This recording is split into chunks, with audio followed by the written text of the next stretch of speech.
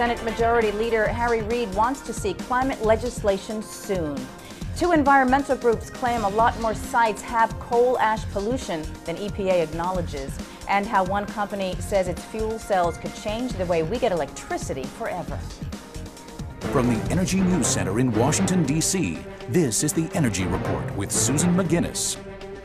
Good morning, I'm Susan McGinnis. Thanks for joining us for the Energy Report on this 25th day of February 2010.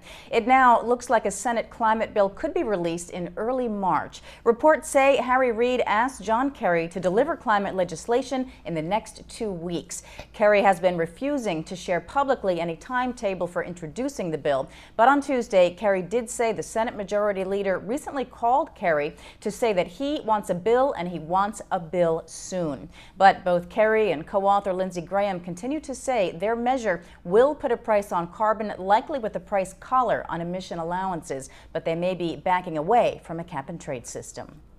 EPA is working on new regulations for coal ash, but two environmental groups say the agency is not doing enough. Earth Justice and the Coal Combustion Waste Initiative say the EPA has missed dozens of cases where coal ash may have polluted the surrounding area. The groups have produced a list of 31 sites in 14 states, sites they say aren't on the EPA's recent list of 71 contaminated sites. The agency produced the list after a Tennessee Valley Authority coal ash dam ruptured in December of 2008, spilling about 1 billion gallons of sludge across 300 acres. The EPA has acknowledged that coal waste contains some amount of toxic and hazardous materials, and Administrator Lisa Jackson has said she hopes to propose regulations by April. Well, EPA is also getting ready to take a closer look at hydrofracking. Dow Jones reports that Administrator Jackson is asking Congress for about $30 million to study the environmental impacts of this drilling technique, where water and chemicals are injected into the ground to break up rocks that hold natural gas. In a break during a House committee testimony on Wednesday, she said EPA hopes to begin to study solicitation this year. Jackson also says the agency is negotiating with Arch Coal over a mountaintop mining permit being held up in West Virginia. The agency last year put the brakes on the largest project ever permitted in Appalachia, the first time it's used that power in 37 years.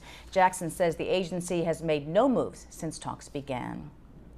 This morning, President Obama convenes a high-profile summit on health care, but Wednesday, climate policy was very much on his mind. He spoke to leaders from the Business Roundtable. Twice, the president mentioned the need for pricing carbon, not a popular topic for the business leaders there. And he signaled a willingness to help some sectors of private industry transition to a low-carbon economy. To truly transition to a clean energy economy, I've also said that we need to put a price on carbon pollution. Many businesses have embraced this approach, including some who are represented here today. Now, still, I am sympathetic to those companies that face significant potential transition costs. And I want to work with this organization and others like this to help with those costs and to get our policies right.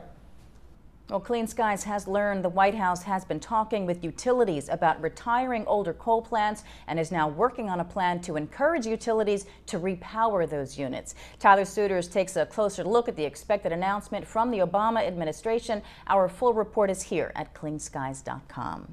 Secretary of State Hillary Clinton says climate change has become an issue of national security. She told the Senate Foreign Relations Committee during the State Department's fiscal 2011 budget hearing the U.S. must move deliberately toward the goals the president pledged at World Climate Talks in Copenhagen in December. Clinton said she needs $646 million to help developing countries cope with climate change. It's part of the government's $1.4 billion request for climate change activities. This is an industry of the future, and we have jobs that are going to go by the wayside if we're not prepared to get in there. Now, to me, the domestic progress that was made in 2009 with passing a House bill and what Senator Boxer did and what you're doing on a bipartisan basis gives us a foundation. But this is a political issue and this is an economic issue. You know, people also know it's an environmental issue and a moral issue, but I focus on what are the strategic interests that the United States has.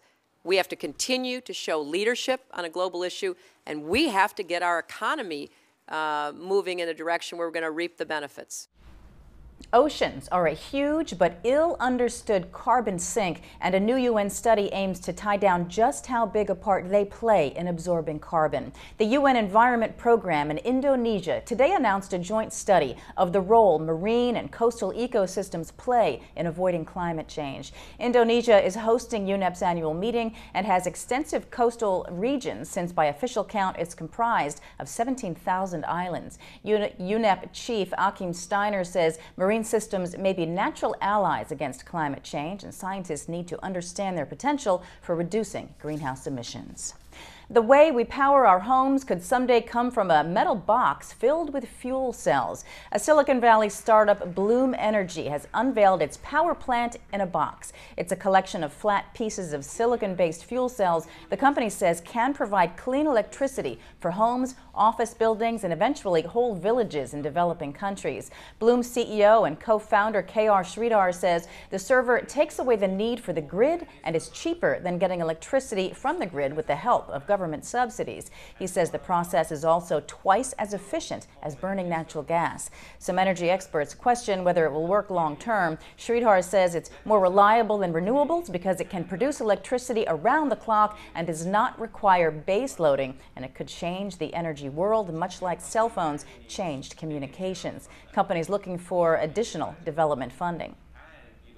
Home energy server of the future that simply has a solar panel and one of our Bloom home energy servers together will give you electricity day and night, and also be able to charge your automobile.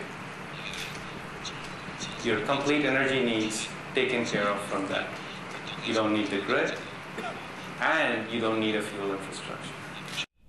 Well, some of the business executives who attended the debut have already bought the servers for $700,000 to $800,000 each, but it's years away from being able to be put into use.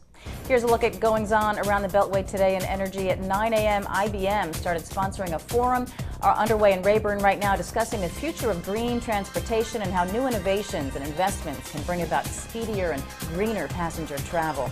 And at 1:30, the American Enterprise Institute's geoengineering project hosts a discussion of experts who will discuss geoengineering as an alternative to more intrusive forms of environmental regulation.